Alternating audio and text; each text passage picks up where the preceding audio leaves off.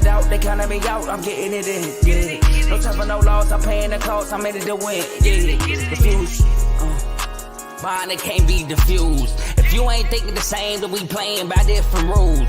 You can't see the vision, we living at different views. Until we complete the mission, keep getting up, never snooze. I walked a mile in my shoes, had the mind of a fool, chasing diamonds and jewels. Trust me, I was confused. Started minding my business and used my mind as a tool. Ended up finding my purpose and found the time to get to it. They told me I couldn't do it, they told me I couldn't make it. They sold it, could never break it. That's sadly mistaken. I need a piece of the pie, I want it so bad I can taste it. They told me, like told me, keep on running toes, they gon' take them. Refuse to lose, built to win, apply myself, I felt it in. No time for the doubt, they counting me out, I'm getting it in, yeah. No time for no loss, I pay for the cost, I'm winning to win, yeah. Refuse to lose, I'm built to.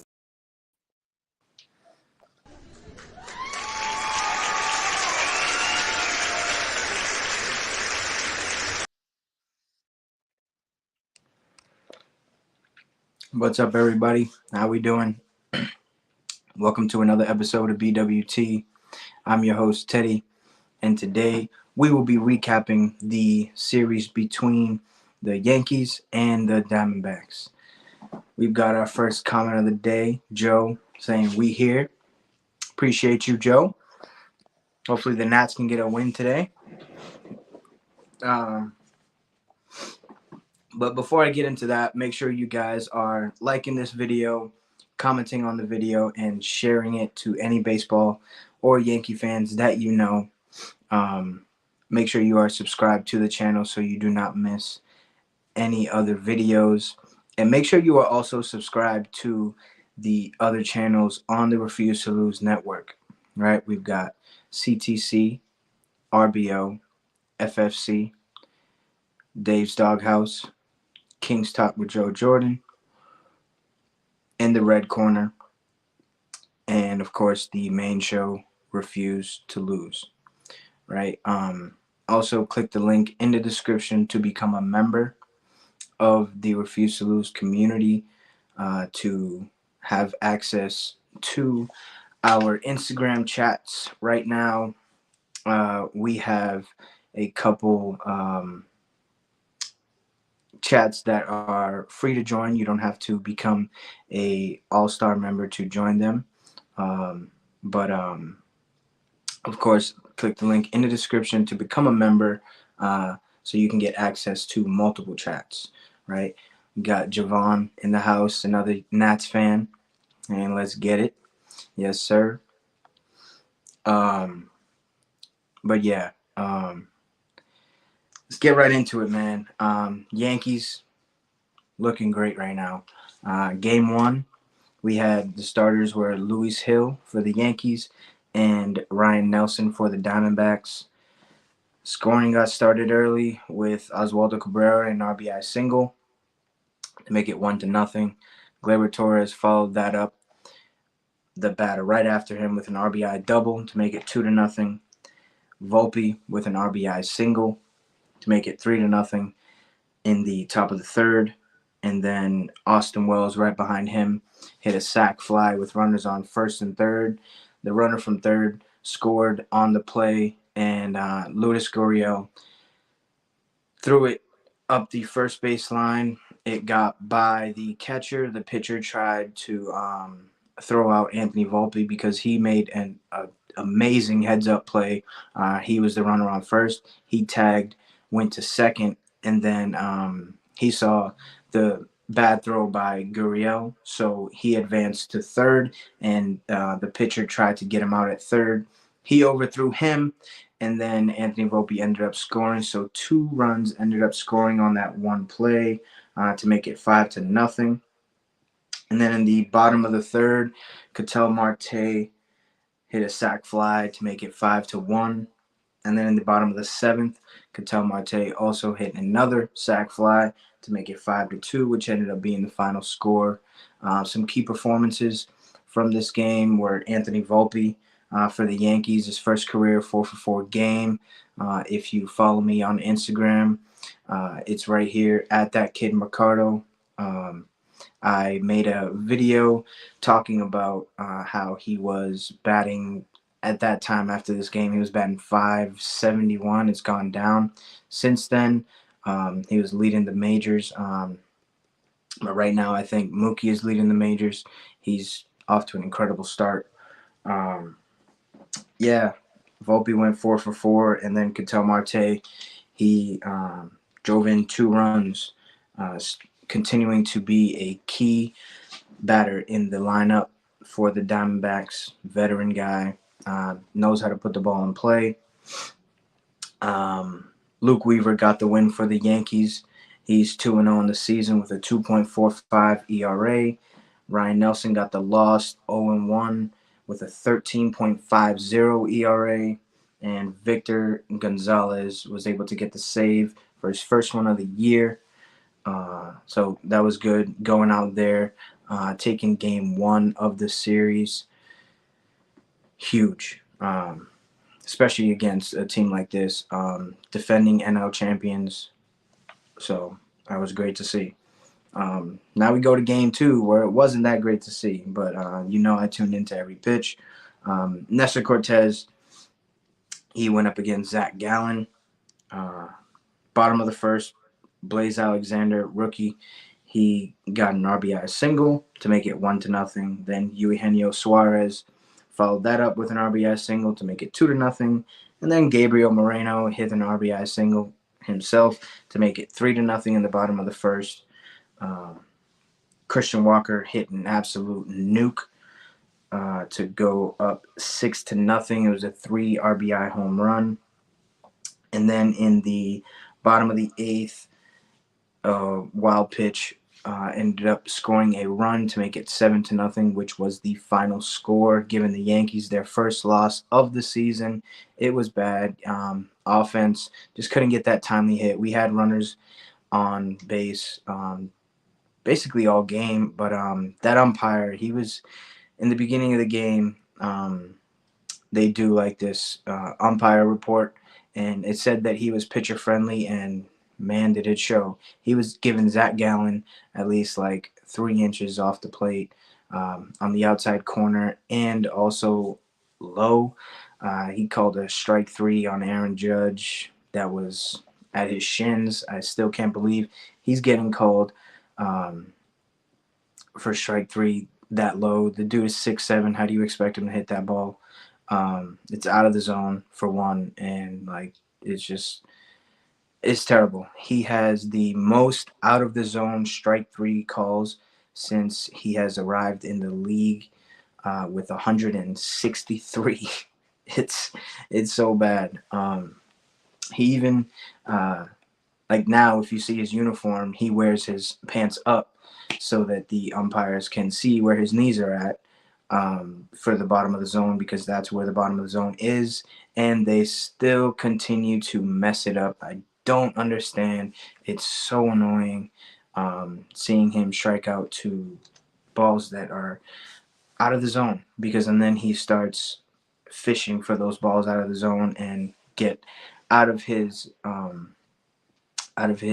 routine at the plate and out of his zone, and that's not a good place to be as a hitter. Zach Gallen got the win, going 2-0 with a .82 ERA. Continues to be the ace for this Diamondbacks team. He's lights out every time. I knew it was going to be tough, but I thought the offense was going to be able to get those timely hits, but again, we weren't able to. Nestor Cortez suffers his first loss of the season. He has a 6.30 ERA. Cortez needs to stop getting off to these terrible starts. In the first game of the year, he went down 4-0 in the first 2 innings, and today, in game 2, he got down 3-0 in the first inning. So, he settles down after, but we have to stay ahead of these guys. He falls behind in the counts, and then he throws these cookies to these hitters, and they just smack them all over the park. It's really starting to get annoying, but hopefully he can figure it out because right now he's technically our ace. I wouldn't say he's pitching like it, but if you look in the pitching rotation, he is the number one guy due to Garrett Cole being out for a month and a half. An update on him, he has been instructed not to even throw a baseball. Of course, as a baseball player, he's still at the park and he's fiending to throw a ball. So they actually did an interview with him during this game, and he said that before the game started, he was out there throwing the ball with his left hand, just because he was itching to throw a baseball. So I mean, I can't wait to get him back, but I really want him to stay healthy. So, however long he needs to stay out, um, take your time, Cole, because we can't afford Cortez being our number one guy going into a playoff series against a star-studded team in the postseason. So the rubber match was game three, and this game was electric. We had Carlos Rodon going for the Yankees and Merrill Kelly going for the Diamondbacks. Blaze Alexander got his first career home run off of Rodon in this bottom of the second inning for a 1-0 lead. And then Aaron Judge, all rise. Finally, he connects with one to right center. For a 2 RBI home run. And then in the bottom of the fifth, Marte continues to be the leader of this offense for a whole solo home run to make it 2-2. And then the game stayed tied throughout the entire 9 innings. And we win extras. We have free baseball. Verdugo comes up in the top of the 10th, starts it off with an absolute bomb. And let me tell you, the pimp job, it was crazy. Go look it up. Because, whew, I'm telling you, man, this team is going to be fun to watch. And the way, when he rounded the bases, got into the dugout, Aaron Judge was the first guy to meet him. They did their little handshake. The dogs, like they've been calling themselves dogs, and they're playing like it right now. We go up 4-2, and then in the bottom of the 10th inning, Anthony Volpe scores, lets in a run off of an error. I mean, it really wasn't on Volpe. It was a bit of a high throw, but I feel like Anthony Rizzo could have held on to the ball. It was a high throw. Rizzo goes up to catch it, and then when he goes to apply the tag, the ball squirts out of his glove,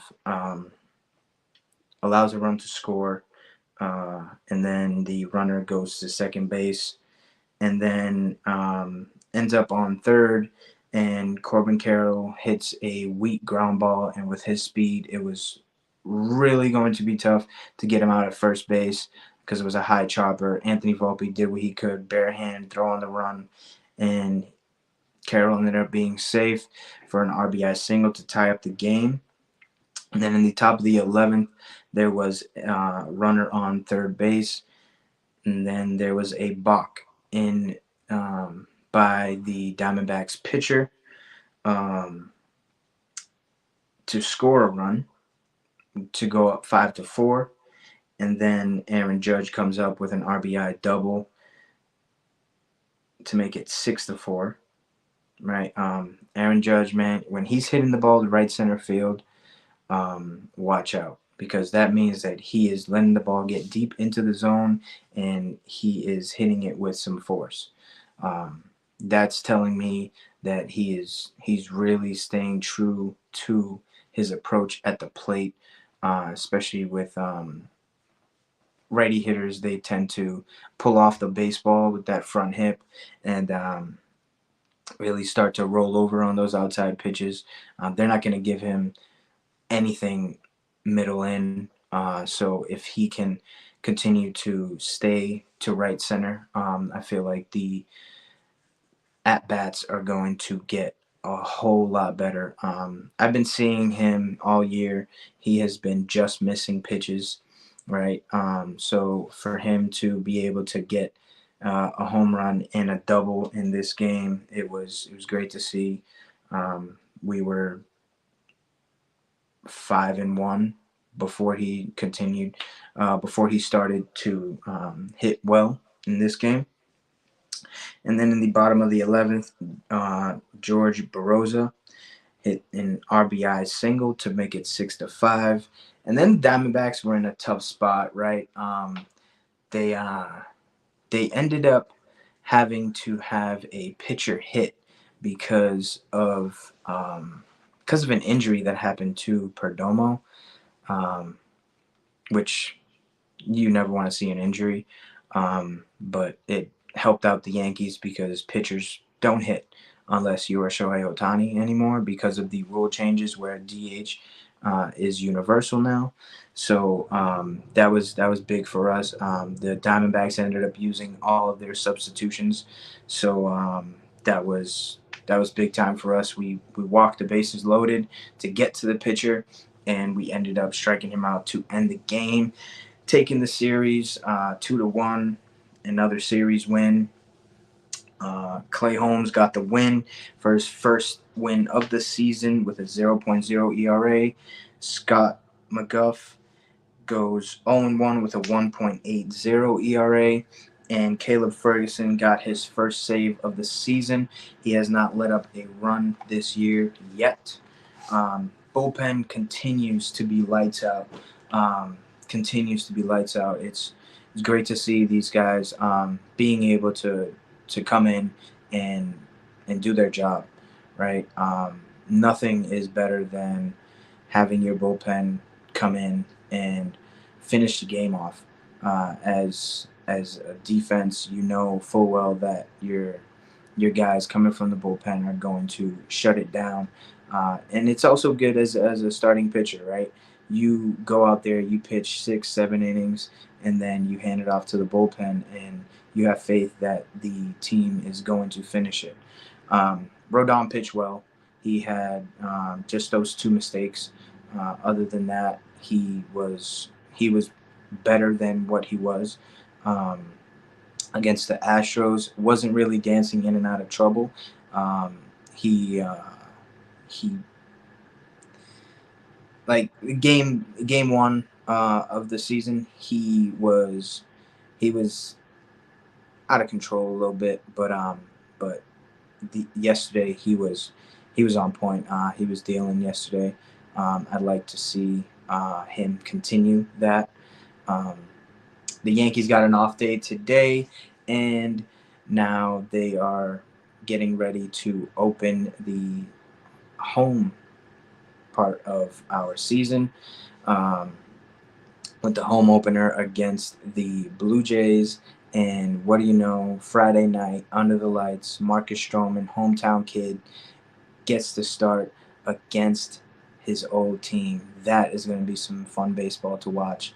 So make sure you guys tune into that because the energy is going to be at an all-time high for him and the Yankees team as well. And then we have a series against the Marlins. I will be on again to recap the series between the Yankees and the Blue Jays probably Sunday night. So make sure you guys tune into that. I'll also be dropping reels on my Instagram, so make sure you guys are following the Instagram and paying attention to when I drop those reels so we can stay in tune with baseball, man. It's here. First week done. And I'm excited. I'm really excited, man. This Yankee team is great right now. Couldn't say anything bad about it except for that one bad loss. 6-1, top of the division right now. Of course, it's very early in the season. Got a long way to go, but it's a great way to start. You always wanna put your best foot forward and continue to grow from there. So, Yankees, just keep doing what you're doing. Have fun playing this beautiful game, and just keep winning, man. And start spreading the news. So make sure you guys are liking this video, commenting, sharing this video, and also clicking the subscribe button so you don't miss out on any other videos this upcoming MLB season. I'll be giving you all types of content, and you definitely don't want to miss it. And also make sure you guys are showing the other channels some love on the Refuse to Lose network. Again, we've got CTC, RBO, FFC, Dave's Doghouse, King's Talk with Joe Jordan, and In the Red Corner, and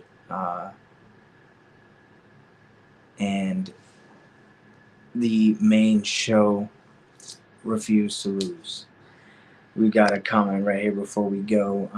Javon said, make sure y'all treat my boy Soto right. That's all I ask, man. That's all I ask. That's all I ask. Just give him an empty check. Give him a blank check. Let him write what he needs, what he wants, however long. I don't care, right? A superstar like him does not come along to a team in a trade like that so often. So I hope it doesn't become a distraction this year. They've been doing a pretty good job of keeping it under wraps, and I hope they continue to do that so it doesn't become a distraction. I mean, he's great. There's nothing bad I can say about that dude. People want to say that that his defense is not up there, but he's made some great plays. He's made diving plays in 3 of the 7 games that we've had. Threw out a player game 1 to save the game from being tied. So, I mean, there's nothing wrong with what he's doing so far. Also said, yes, sir, y'all got a superstar for sure. Oh, yeah, 100%, dude, 100%. This dude, one of the top 10 players in this game. Possibly top 5, depending who you ask. And Javon also said him and Judge is a crazy...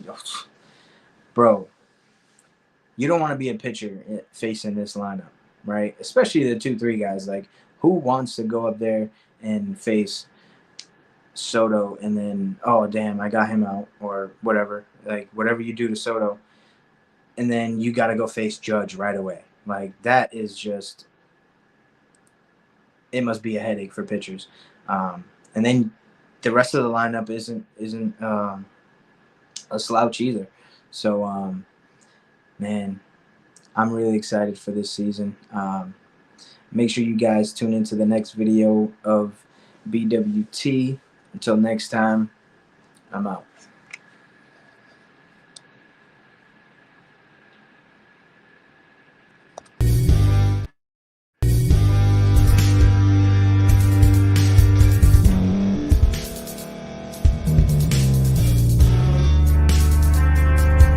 Thank you for staying to the end. If you're watching this on YouTube, please like this video, subscribe, and also hit that notification button so you can be notified next time we put out a video. If you're listening on any podcast platform, subscribe and hit that notification button, y'all, so you can be notified we put out another podcast audio.